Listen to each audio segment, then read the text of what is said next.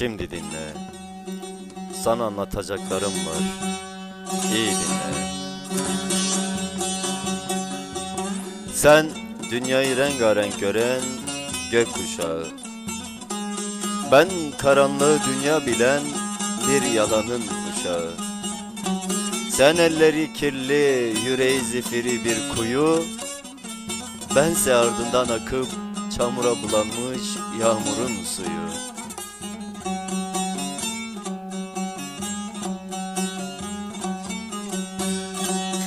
Sen gecenin düşmanı, gündüzün oyuncağı.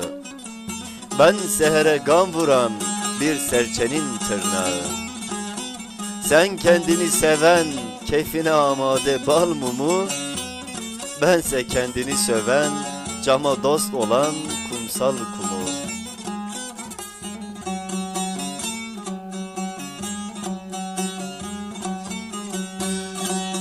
Sen herkesin gördüğü, ertesi gün unuttuğu, ben kimseyi bilmeyen fırtınalı Şubat soğuğu. Sen dermana dert, şifaya zehir bir karanlık, bense ikilik bilmeyen uçsuz bucaksız bir yalnızlık.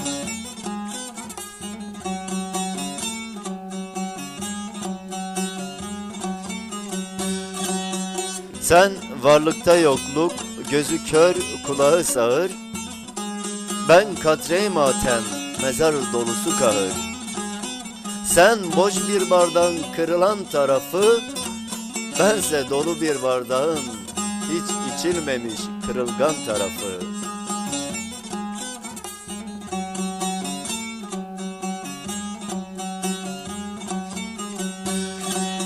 Sen kirlenmiş bir mendil, ucubet bir hastalık. Ben zemzeme hasret, susamış bir ayrılık. Sen var ya sen, yalana yanan gündelik heveslerin mahkumu. Ve ben yalan olduğunu bile bile, yalan olduğunu bile bile yalanınla avunmuş, gözü kör bir aşikar, aşikar.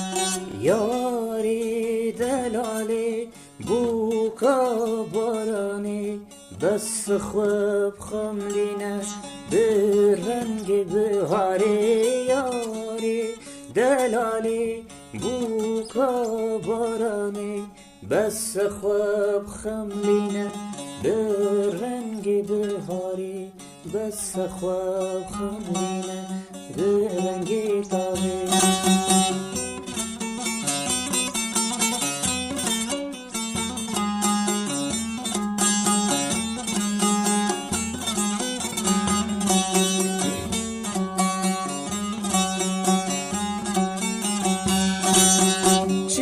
Çmatuna keli çmatuna peyvule ve valahiye disa sarmayı çmatuna keli çmatuna peyvule ve valahiye ve kimin matmayı yari delali bu kabarani بس خواب خملنا برنگ بهاری یاری دلالی بوکا بارانی بس خواب خملنا برنگ بهاری بس خواب خملنا برنگ تاری